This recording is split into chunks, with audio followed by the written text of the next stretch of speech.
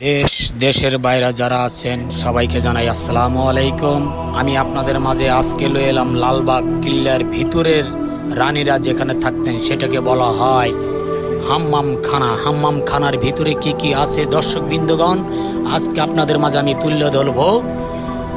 আপনারা একে একে দেখতে পারবেন হাম্মাম খানার ভিতরে রানীরা কিভাবে বিলাসিতাভাবে জীবনযাপন করছেন। অল্প কিছুক্ষণ সময় আপনারা ধৈর্য ধরেন। এটা দেখতে পাচ্ছেন আপনারা রানী উপরের মহলে গেতেন, সেই দোতলা যাওয়ার জন্য সিঁড়ি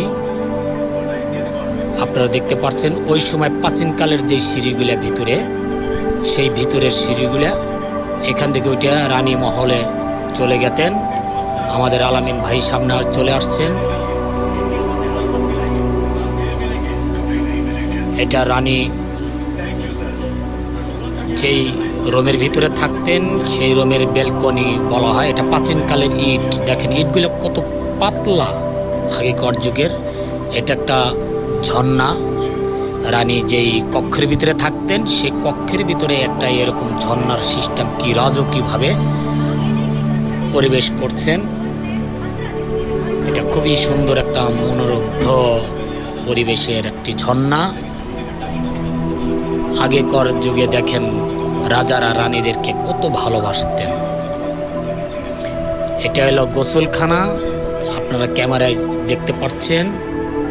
এখানে রানী গোসল শেষে এখানে তারা কাপড় চেঞ্জ করতেন।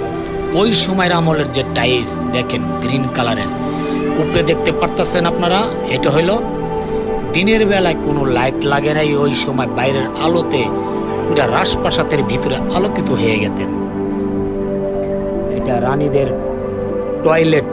ওই সময় প্রাচীনকালে রানীরা যে টয়লেটটা ইউজ করতেন সেই টয়লেটটা দেখেন গ্রিন কালারের টাইলস। ওই আমলে এখনো চিকচিক করতেছেন, কি কারুকার্য